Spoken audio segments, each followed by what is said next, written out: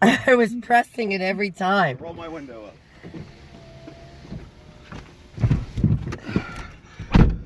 Hey everybody, turn the fucking lights on so you can see shit. There we go. Woo. Let me go look and see what that looks like.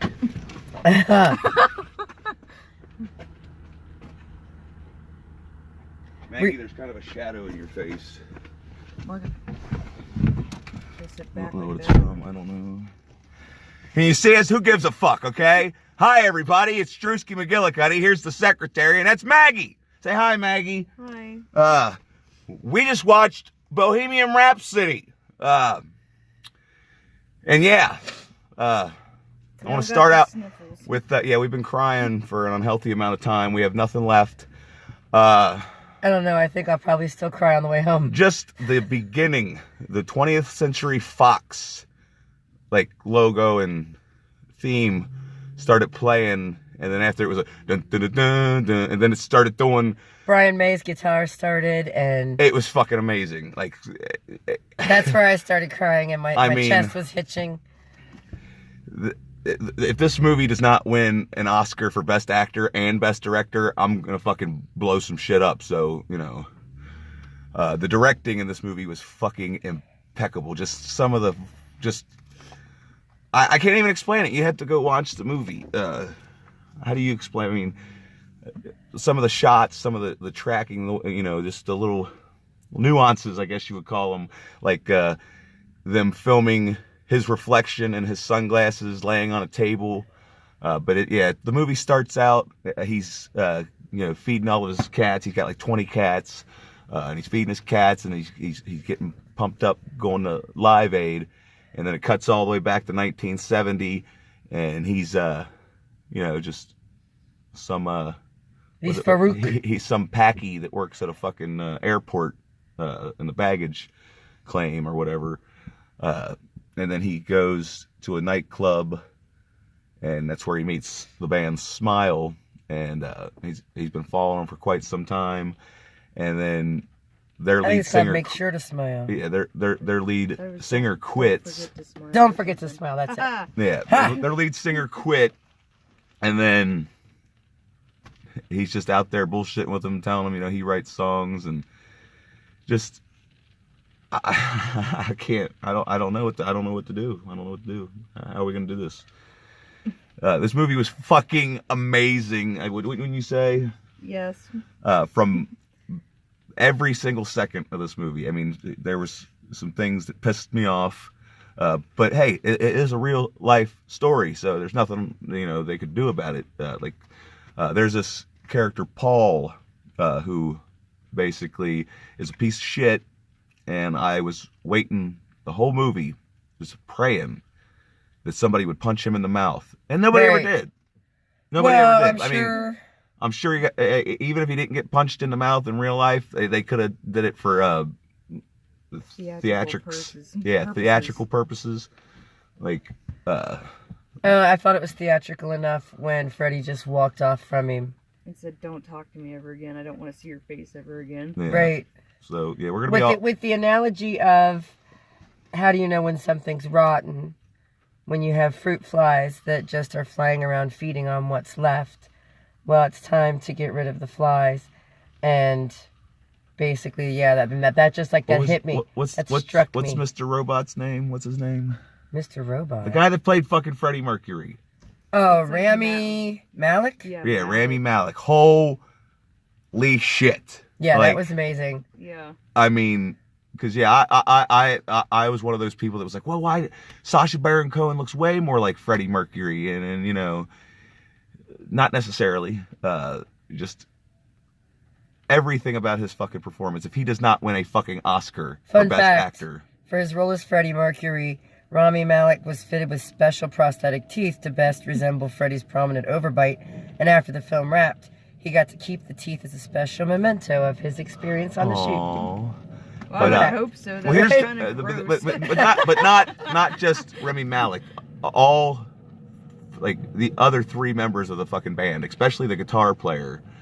You know, I'm not, you know, I don't know everybody's name. You know, I'm not a professional, But god damn it, if he did not fucking look dead on ball, like all of them, it was like Yeah, the guy who played Brian May, he was extremely doppelgangerish, and I don't know, the guy that played Roger Taylor, he did his best. Was that the bass player? No, that's the drummer. And he was he was one of my favorite characters. Like his like he had some of the most like funny like.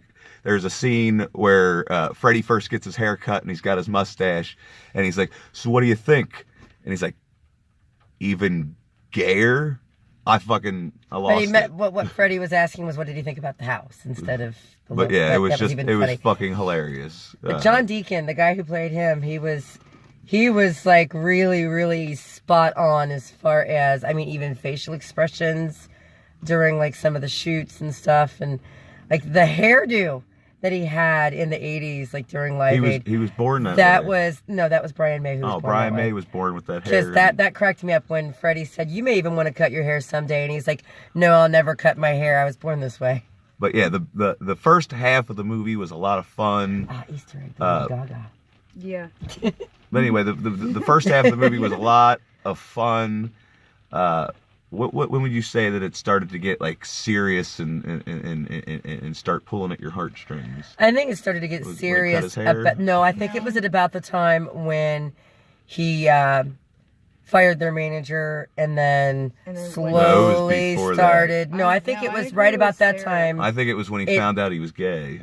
Well, yeah, kind of, but I think I kind of agree more with Sarah, like especially that part when he's like saying, I'm gonna go solo, and they're like, no, we're family. I'm sorry if this is like spoilery. I won't give up too much away. But then he's like, no, we're not family. You all have family. What do I have? And they're like, you have $4 million. You can buy a new family. And he's like, I don't need anybody. Yeah. And I think from that point on, all of the things that happened from there just kept snowballing.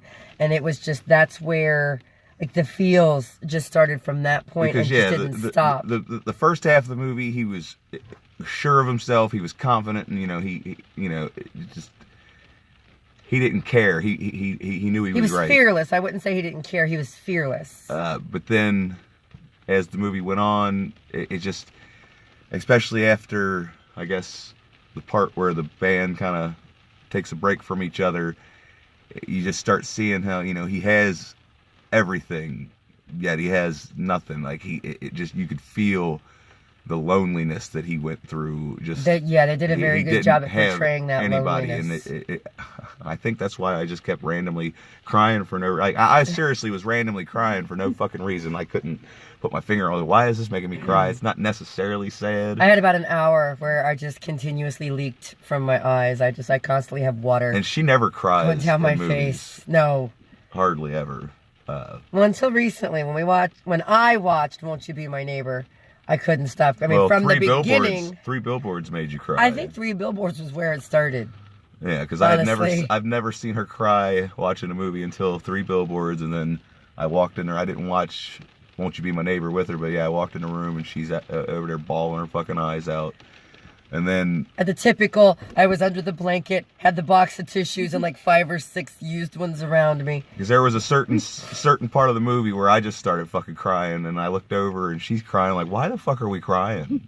Like, I cry at every movie, so it doesn't take much to make me cry. The part that made me cry the most is when he tells his mom, "I'll blow you a kiss when I'm on the stage," and then he does. And then he did it. And then they show her at home, like, and she's like, "Oh, like that's my boy." Yeah, and I want to know how long it took him to fucking film this movie, because just like filming the fucking Live Aid scenes. I mean, I know they probably used some amazing CGI because there's no way in hell they fucking hired 1 million extras to be in that fucking movie. But the Live Aid scene, once they get to the Live Aid, which is the final act of the movie, spoiler alert, it was fucking breathtaking, honestly. Absolutely. The whole fucking movie was breathtaking. Should we just get the rating out of the way? Just tell everybody, get the fuck out there and see this in the fucking theater. Because if you wait for this to fucking come to Blu-ray, you're going to fucking regret it. I can tell you that right fucking now. Yeah, Wouldn't you agree? Yeah, I'd say see it in the theater, because the surround sound makes you feel like you're actually at one of their concerts. And it really, amps up the experience. Because yeah, I mean, I was excited when I first saw the trailer for this movie. This surpassed all expectations.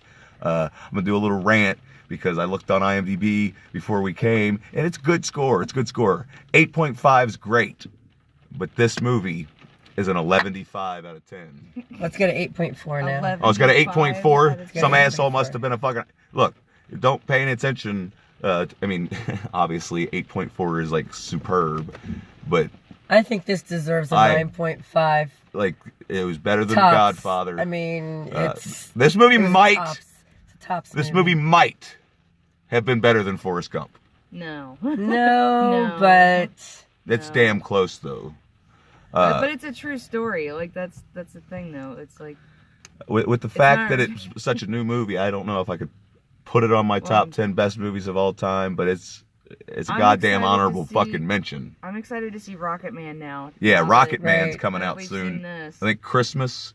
yeah, it's like December. Christmas. Yeah. And then, talk about the trailers. We saw some trailers before this movie. There's a new Clint Eastwood movie coming out called The Mule. Looks fucking phenomenal. And then what was it? Green Book Yeah. It looks with like Brian's song to with me. Viggo Mortensen and, And I didn't even some black guy. recognize I don't know. him. But Yeah. this black guy, just from the trailer, he seems like he saw this fucking movie and was like, you know what?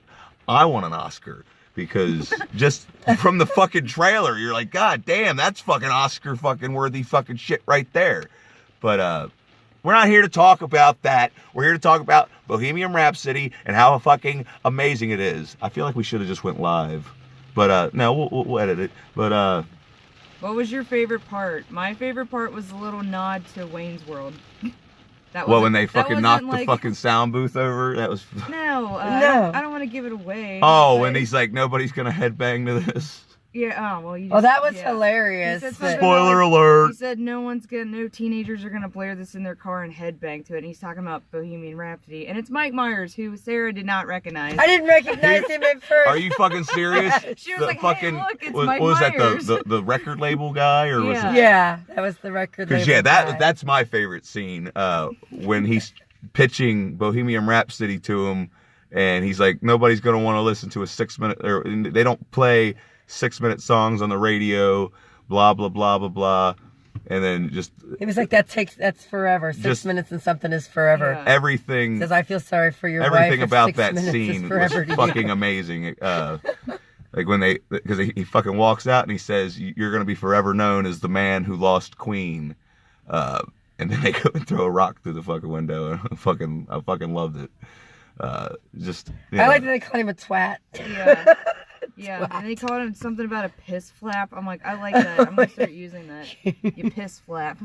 But But my yes, other favorite scene was just the whole fucking movie. I mean, honestly, it's impossible to pick a favorite scene. Well, I enjoyed this how movie. earlier today, before we came to the movie, little Drewski here decided to tell me that, oh, there was only like 1 or 2 songs by Queen he likes. And as I mean, we're I like a sitting lot there- of Queen songs, but there's some songs I don't like. Like we were sitting there in the theater, and every song that came on, he kept saying, I think this might be my favorite Queen song. I don't know. And the next one would come on. I think this might be my favorite Queen song. I don't know. So, because I told him. It was such There's a nice. a lot it was more so nice songs. to refresh my love of Queen and their music, because there really is no other fucking band on the fucking planet like Queen. And I don't know verbatim how they described it. When they first went to the record label and they said, okay, tell us why Queen. That was my would other be, favorite a fucking scene. big- When he comes out with that coat on and he said, "You look like an angry lizard." True. But no, when they described themselves as 4 people who don't Belong together. belong together, who speak up for the underdog. who speak up for the underdog. They don't belong, but they speak for the people who don't belong. The ones that are in the back of the club listening that don't fit in. We sing to them. We belong to them. That whole thing, that touched me. I thought that was really great. A really, really great description of them. And especially when they were doing that pitch for Night at the Opera. Right. And that's when they said, you can't define us. You can't define Queen. Queen is Yeah. not something it's that rock and roll, but it's more than rock and roll. And I think what made me cry the most about this movie is just the thought, because she won't watch the Titanic because she knows how it ends.